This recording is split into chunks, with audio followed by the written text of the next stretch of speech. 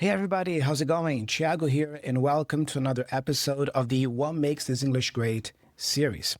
Today we are covering Al Pacino, and Al Pacino is one of my top favorite actors of all time. If you ask me, hey Thiago, who's your favorite actor? I'm going to tell you without a doubt, without blinking, that, oh yeah, Al Pacino is one of the best actors ever, if not the best actor ever, as far as I'm concerned. And I'm super excited about this one. Hope you are too. By the way, if you haven't seen the previous episode of the series, we covered Harrison Ford's English on an interview that he gave in 1982 on The Letterman Show. It was a great interview as well. Tons of insights there for your English, your communication skills. So make sure you watch that one as well in case you haven't seen it. I'm going to leave the link in the description so you can check it out later. But without further ado, let's see here what Al Pacino, the man himself, has to say. Here we go. The kind of part, in a way, you've specialised in is the loner, the misfit, the outsider. You do. From the get-go, the interviewer is asking him about the kinds of characters he usually plays. The loner, the misfit, the outsider. Basically, people who are kind of maybe considered weirdos, or they don't really fit in any traditional mold in society, or they are outsiders. Let's take, for example, The Godfather. He plays Michael Corleone in that movie, the youngest son of the family. And at the beginning of the movie, he is an outsider because, he doesn't belong in that criminal organization that the family is involved in. He doesn't want to have anything with it, So this is an example of, a character that is considered an outsider. So let's see here what Al Pacino has to say about that. None of those. Well, sometimes those are the most interesting parts. Sometimes those are the most interesting parts anyway, right? So an actor plays a part in a movie. So the part of Michael Corleone, you see, that's a part. Or the part of Tony Montana in Scarface, that's a part. Got it? So let's see. Anyway, I think. I don't know. It seems that I guess sometimes it's how you get off, what foot you get off on. That's a great expression, great idiom. What foot you get off on. We usually use this expression with the words right or wrong, actually. For example, if you get off on the right foot, it means that you start your day or a project in a positive, successful way. On the other hand, if you get off on the wrong foot, you started not the best way possible, all right? So I think he's talking about the affinity, which parts generate more affinity for him as an actor. Like, I really relate to this character. I want to play this character. And early on in my career, I guess I made a few of those type films, and it just sort of stayed. I really like the phrase early on. Early on in my career. We understand that at the beginning of my career.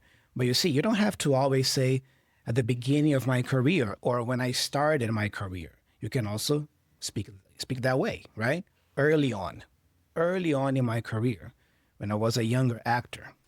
It caught, and some of them were successful. So I think that it started a trend. Started a trend, so apparently he started since the beginning playing this kind of characters, and then, it started a trend, a pattern. Not that I'm, I think it's fine. I feel that with this particular character, as I say, I got a sense of... I really like his voice here. I mean, he has this very soft-spoken way about him. He speaks in a very soft-spoken way, and it's pleasant to hear. It's pleasant to the ears. His tragic flaw, so to speak. So to speak.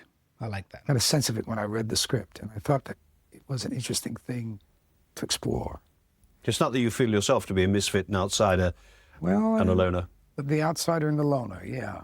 There's obviously some kind of an attraction for me in those parts. Okay, so he's saying that he feels somewhat attracted to playing the outsider and the loner. Maybe not necessarily the misfit, the rebellious type of person, but at least, the loner, the outsider, the reclusive type of person. Interesting. Although With this movie, I was asked to do it. The director obviously had me in mind for the part. So that's usually half the battle. It was Great expression, and half the battle. Yeah. Like it's like 50% of the way completed, it's half the battle. So when you have a director who really wants you to play that part, who thought of you when creating that part, that's already half the battle, he's saying. You know, half the work has already been done for you. the same thing with The Godfather. Francis Coppola wanted me to play the part of Michael Corleone in it. You see, apparently Francis Ford Coppola, the director of The Godfather, wanted Al Pacino to play Michael from the get-go. I had no idea that that was the part for me. I thought it was Sonny Corleone. That was the part which had the... He thought he was going to play Sonny, the oldest son, yeah, who is played by James Caan, by the way. more obviously, the more demonstrative. It was a media role, so to speak, but it was really Michael's transitions from what he was to becoming what he became. That was the sort of juice of the part. Great expression he's using here. Yeah, that was sort of the juice of the part.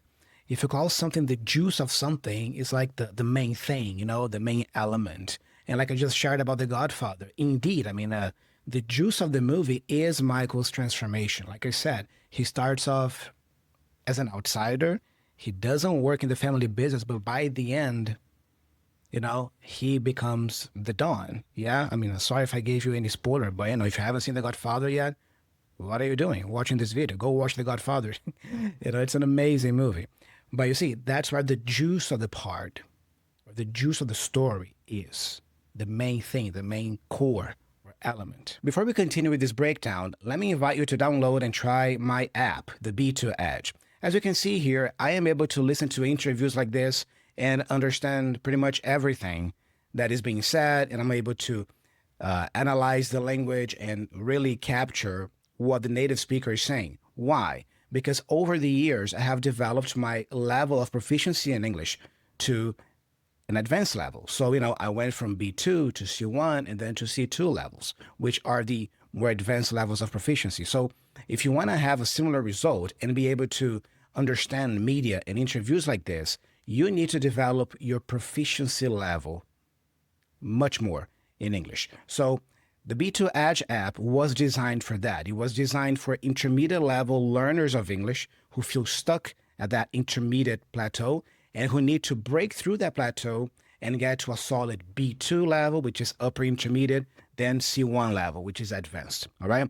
The app has a structured curriculum that you follow daily. So if you have 20 to 30 minutes a day to dedicate to your English practice and studies, this app will be a great study companion for you. Remember, this is not a fun language game, all right? This is a study companion app. So if you are ready to set aside 20 to 30 minutes a day to sit down and actually study English and practice, the app will take you there. Will take you to that next level because, you know, you're going to follow a structured curriculum. You can also practice conversation with the AI coach built inside the app. The AI coach is trained by me and all my 20 years of knowledge, teaching experience, and expertise. So I highly recommend you try it out if you are serious about your English learning this year. And it took me a while to realize that, but I didn't see myself. So a lot of the times I don't see myself in the role. And a lot of the times, did you hear the pronunciation here? That's really cool, right? A lot of the times,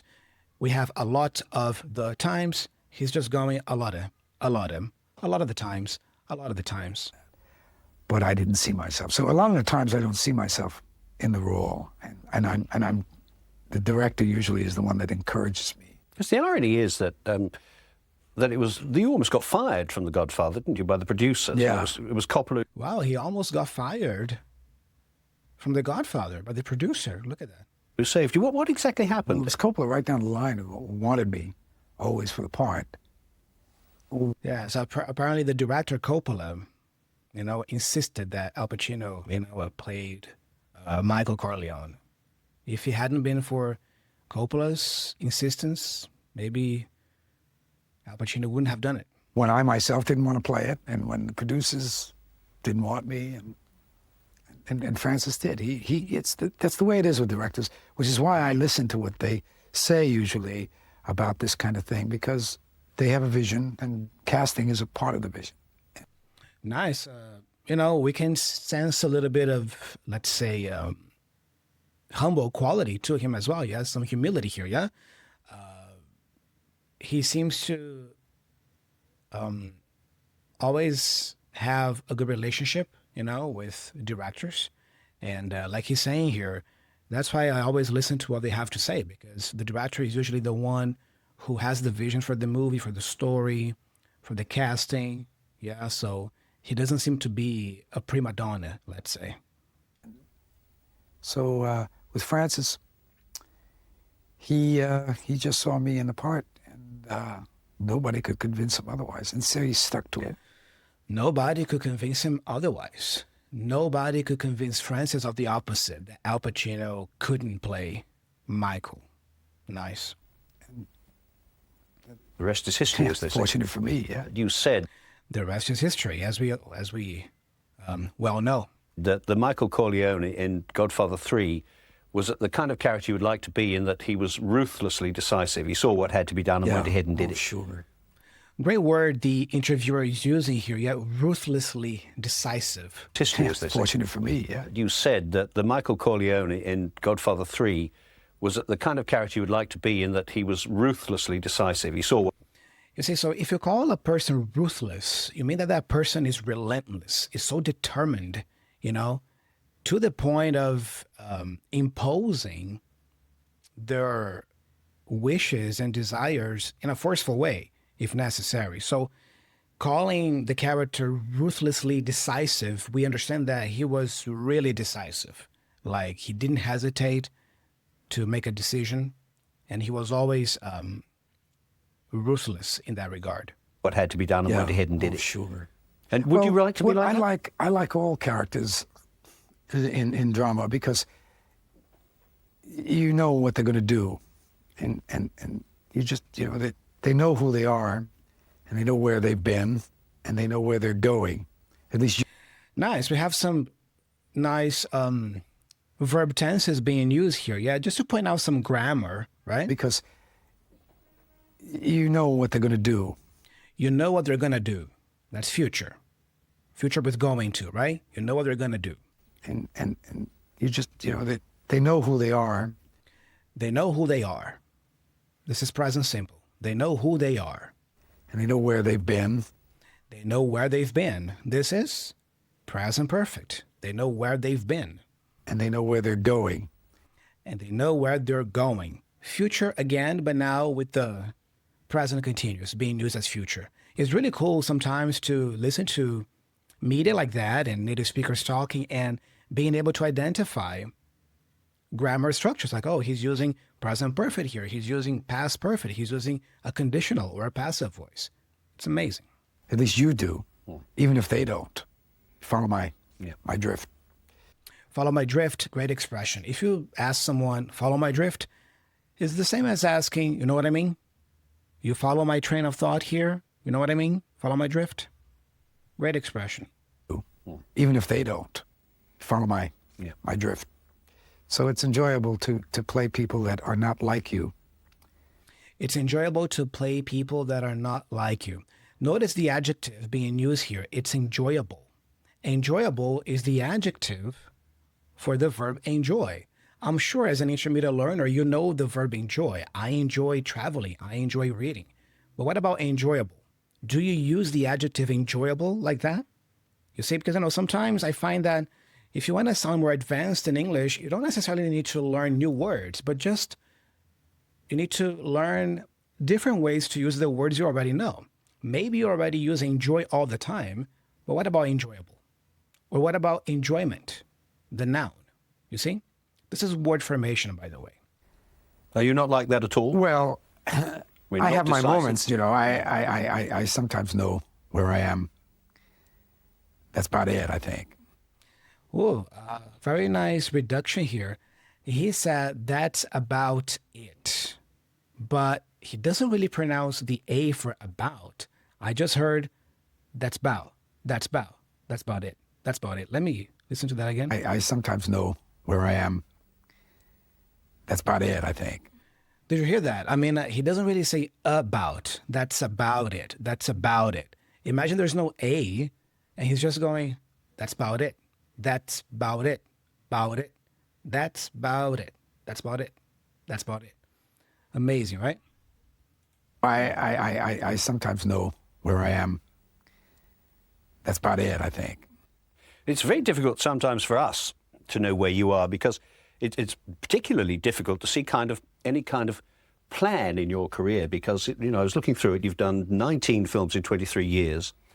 19 films in 23 years. But from 1983 to 1989, you made one movie, and since 89, you've made 6. Now, what happened around That's interesting, yeah? and in your career? Because, I was looking through it. You've done 19 films in 23 years.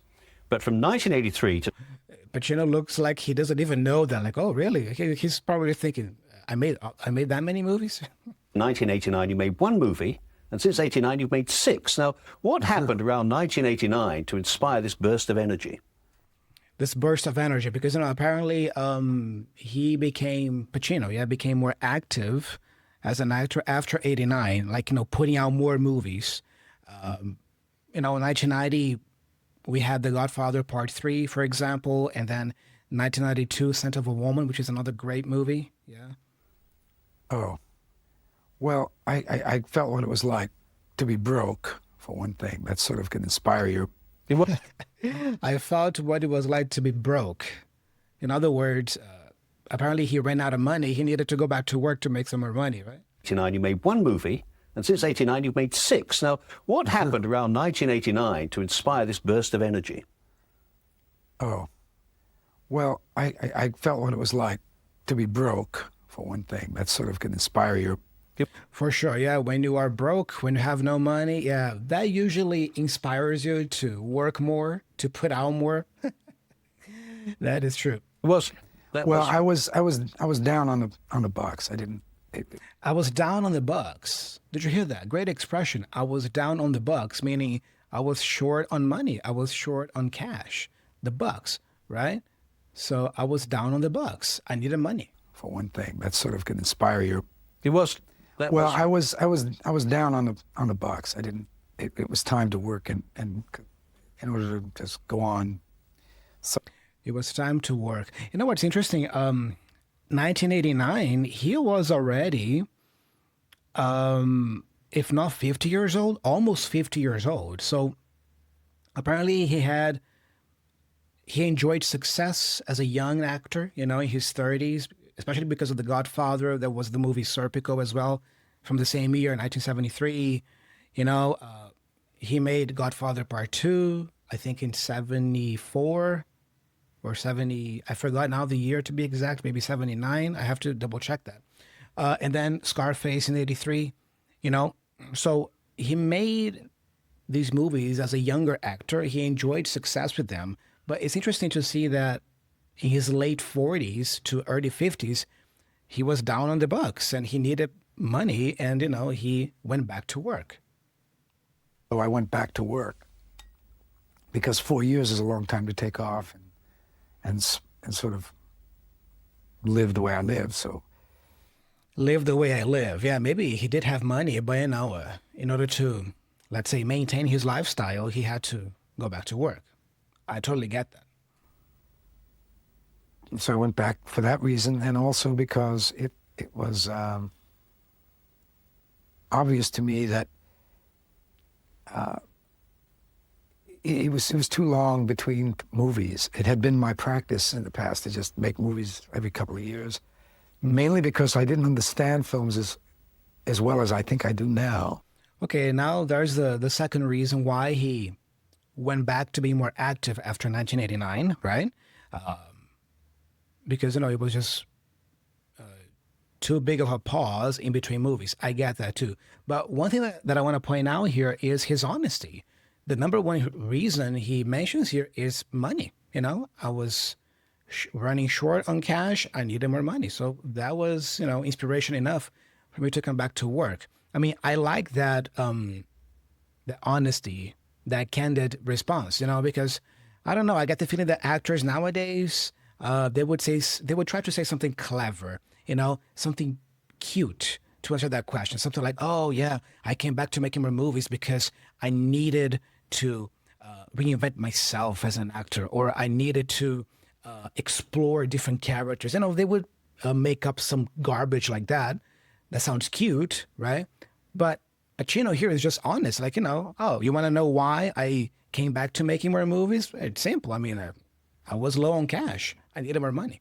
You see, I love that honesty. I didn't understand my place in movies.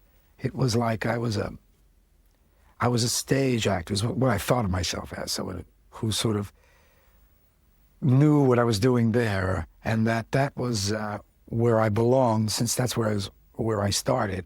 And I thought films was a kind of a lucky thing that happened to me, and I should just sort of get on with it and go and Get on with it. Like, keep doing it. Keep making movies. do my plays, because it was alien, all the wires and the cameras. And I think after making my own little movie of Heathcote Williams' Local Stigmatic, and engaging myself in that way and learning about the medium from that aspect of doing it, getting in there with film and learning about it from that point, I think. It's interesting, the use of the word film, right? Because, as you know, you can call it movie or film. And even if you watched Harrison Ford's interview that I put out recently here on the channel, the term was motion picture. You can also call it motion picture. But what I find is that usually people who say film, they're either British people, or they are Americans, but, they are Americans who work in the movie industry, in the film industry. Film to me strikes me as this word that is more technical. If you work in the industry in any area, I think your tendency is to call it film more than movie. I see the word movie being used by people like me, for example, like regular people who actually watch and consume those, So just a little side note there about the word film. I think I started to understand film better and became more interested in it.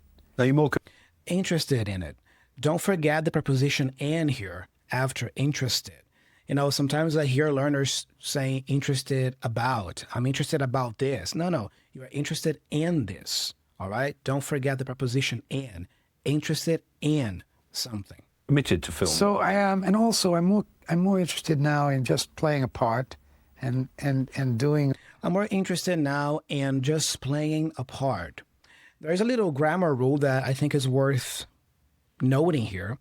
Usually when you have a preposition like in and a verb right after, we usually use that verb in the ing form. That's what he's doing here.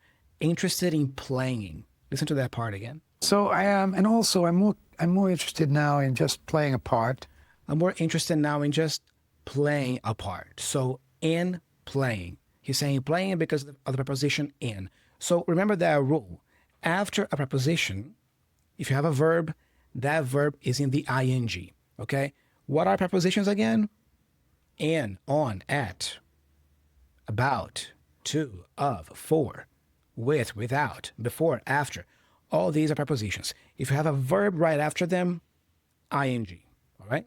And doing a role and letting it go, I guess, and it in that understanding, I think it made it easier for me to make movies. Not that it's ever easy, but it's easier than it was. It was very difficult for me early on in my career. Okay. It's easier than it was. Did you hear the comparative there? It's easier than it was. He's not saying it's more easy. All right? The beginning of the 80s were not really kind to you, were they? Because you had films like Cruising, Author, and Scarface, and there were very interesting things in all those films, but they were not big successes in any way, were they? Well, you see, and this I don't after think all the success you'd had before. The first two movies that you mentioned weren't, but Scarface was a huge success. Yeah, I mean, it's interesting to see the interviewer referring to Scarface as not being a successful movie because it was a huge movie. Let's see Pacino explaining that. The interesting is how films are perceived. You can be in a movie, and the perception is that it's a successful movie, and it's not making it. But there's a certain amount of copy on it, and it's perceived as a success. With Scarface, it was such a controversial venture. It was such a controversial venture. A venture here is a project. So Scarface was a controversial project, venture. That it wasn't perceived as a successful movie, but it's indeed one of the most successful movies ever made, actually. Okay, so he's talking about people's perception at the time when the movie came out. So the perception, maybe, oh, this movie is controversial, this movie is not good, all right? But looking at the numbers, we see that it was actually a very successful movie. That's what he's saying. You came from, I think, a working-class Italian-American background, New York. No doubt, well, I know that you had to struggle in the early days, and then suddenly in your third film, Godfather, you're transposed into a huge, great international star. I would have thought that must have been... I would have thought, did you hear the interviewer's grammatical structure here? This is, let's say, a half of third conditional. Yeah? I would have thought. I would have thought. Listen. Transposed into a huge, great international star. I would have thought that... Okay. Of course, he's pronouncing the thought word with that British rounded O, like thought. Yeah, but the structure is that. I would have thought. That's what he's saying. Must have been very hard to adapt to. Yeah, for me it was difficult. Must have been very hard to adapt to, being a star. Huge, great international star. I would have thought that must have been very hard to adapt to. That must have been very hard to adapt to. This is a great example of using a modal verb like must in order to speculate about something, all right? Or state something in a way that you're not 100% sure, but you feel pretty confident in what you're saying. You know, you are speculating like, oh, that must have been very hard to adapt to, wasn't it? And then you let the other person respond. It's a great way to use modal verbs like that for speculation, all right? Yeah, for me it was a difficult adjustment because on top of being at the time... Did you hear that? On top of being, to bring back the rule, the grammar rule of preposition and the verb in the ing, the word of is a preposition as well. On top of being. You see, because be is a verb, so I gotta use it in the ing. On top of being. Here's the rule again. Hard to adapt to. Yeah, for me it was a difficult adjustment because on top of being at the time, being in a successful film like Godfather, there was the other side of it, which is the visibility. So, the visibility. Now, everywhere you go, people know who you are. So not only is it, I guess, difficult for certain people, anyway, at least me, to deal with success, it was also difficult to deal with visibility. Yeah, I can only imagine that, not being able to walk peacefully on the street without anybody spotting you or approaching you. Yeah. Because I was the kind of person who enjoyed blending and moving around in circles. I was the kind of person who enjoyed blending in. We understand that he never really liked being the center of attention. He prefers to be, in the middle of the crowd. Yeah. So I get it. I could observe and be a part of. And one of your newspapers once described me as shy and retiring, and I thought that was very comforting to hear. Shy and retiring. Yeah, he certainly strikes me as a person who maybe is a bit shy, but definitely introverted. Absolutely. Yeah, he strikes me as an introverted, thoughtful man. And I would argue that many artists are like that, actually. They have that persona, that we see in the movies that is super confident, or in the music, if you're talking about rock stars and artists.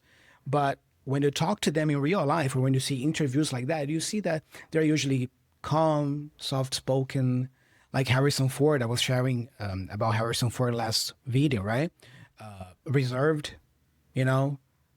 and a bit shy, so a bit socially awkward maybe. So I find that many artists have that, in their DNA. You like that? That's a great compliment. But having this kind of image of myself anyway as being somewhat shy. It was always difficult for me to encounter people and respond immediately. It would always take a while. So after the first sort of relative success on stage, and second, I had a few successes in New York City, it was easier for me to deal with people because... Right. So he's basically sharing that at the beginning, he struggled with dealing with people more, but then as he gained more experience, it became easier. But here's the double-edged sword to it. Oh, here's the double-edged sword to it. Great expression. A double-edged sword usually cuts both ways. So you use that expression to refer to a situation that has both positive and negative sides. You know, the positive side and the negative side. It's a double-edged sword because it cuts both ways. On the one hand, I was accepted.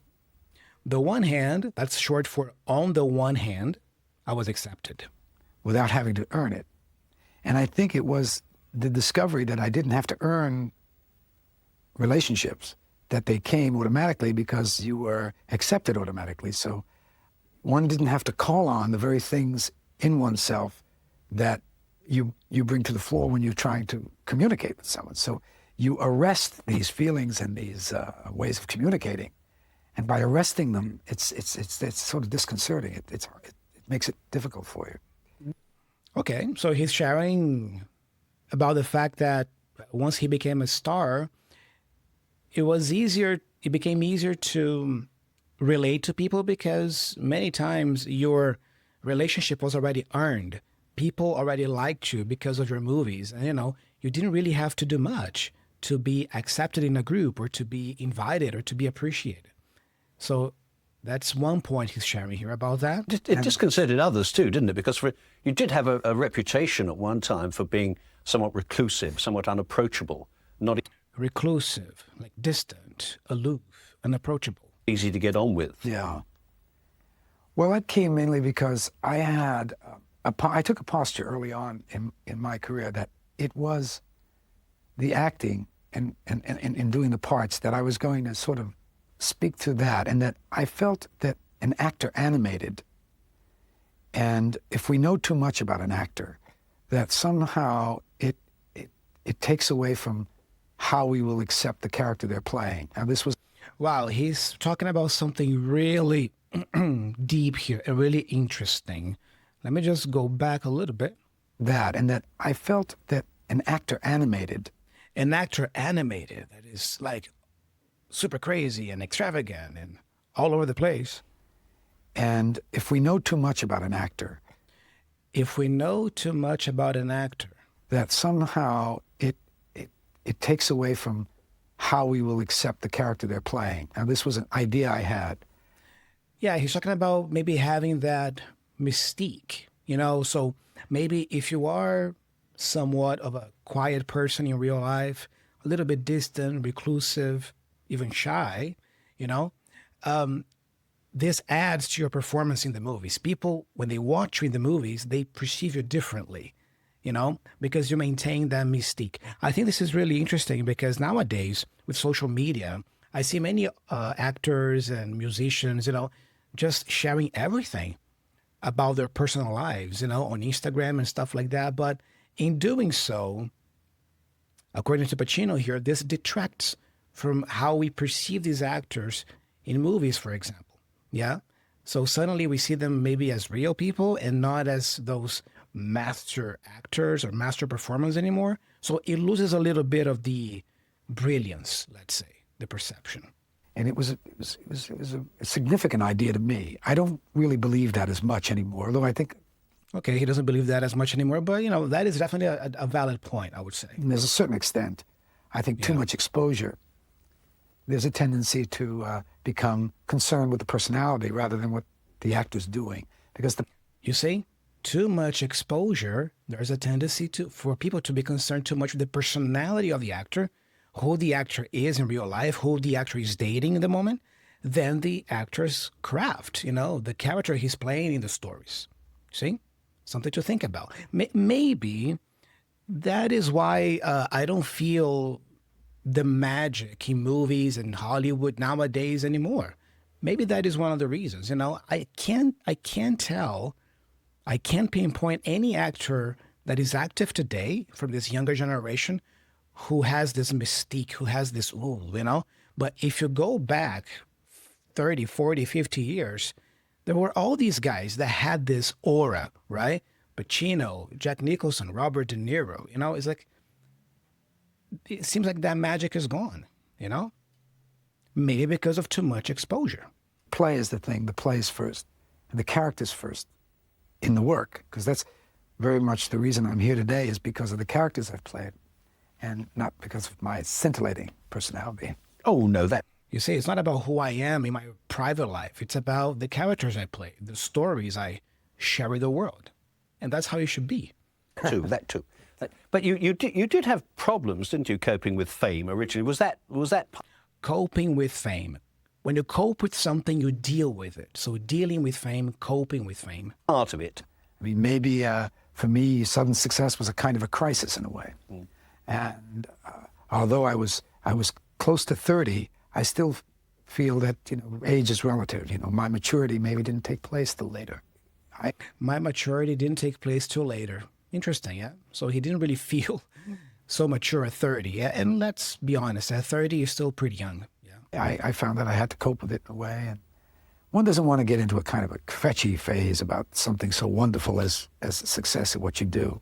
So you try not to pander to yourself and your subjectivity about it, because it's odious if you go on about how miserable your life is when you've got something that everybody wants. So I really want to say that it was never really that bad for me, because, as I say, I was lucky and have been. What? I was lucky and have been lucky. What sort of things do you look for in a role? I mean, for instance, in Scent of a Woman, what was it in that part that really attracted you? Yeah, now he's talking a little bit about Scent of a Woman, great movie. That movie came out in 1992, just 1 year before this interview. In this movie, he plays a retired blind lieutenant colonel, and he actually won the Oscar for Best Actor for this performance. You read the script, I guess, and usually I don't think I can do anything. I don't think I'm right for anything or can do anything. That's how I start. And that seems to always have been the case with me. That's why I sort of prefer seeing things, plays and things. And then when I see the part, someone acting in it, then I get a sense of what it is, like I was looking at a model, if I were a painter. That's why I like. So it seems like, he approaches his characters always with a blank canvas, let's say. I know nothing about this character. I have no idea how I'm going to portray this character. But then little by little, he starts crafting it. I like to do real characters that really exist, because like Frank Serpico was a real person. So I could look at him and I have something that I could mold or sketch or paint finally. Yeah, Serpico is based on a true story. Yeah, so he had, in that case, the real person to draw from, to use it as a model, yeah, for Serpico's character or performance, right? So when you just have the text, you're involved in the text. And with this particular piece, I heard there was an echo there, something about his tragic flaw in this character. Mm-hmm. It stimulated me and gave me some kind of a sense of something that I could possibly reach for. Let's talk now. Great movie, by the way. I highly recommend, if you haven't seen the Godfather trilogy, watch those. You can watch Scarface, Serpico, the one that he just talked about, Scent of a Woman. All these are masterful performances by Al Pacino. So to answer the question, what makes this English great? I like his soft-spokenness, the soft-spoken attitude and the vibe that I get from him. Like I said at the beginning of the video today, it's very relaxing, very pleasant to hear him speak. He doesn't raise his voice. He speaks in this calm, controlled manner. I think he's a great example of being able to communicate successfully and well, even though you might be a little bit introverted or even shy. Sometimes people think that for you to be a great communicator, if you are a shy or introverted person, you have to become this gregarious, extravagant, loud type of person. You don't have to. It is possible for you to communicate effectively even being introverted, even being shy, as long as you embrace it. And that's definitely the vibe that I get from Pacino here. About language, he did use a couple of interesting expressions here, like catch my drift, for example, and other interesting words there.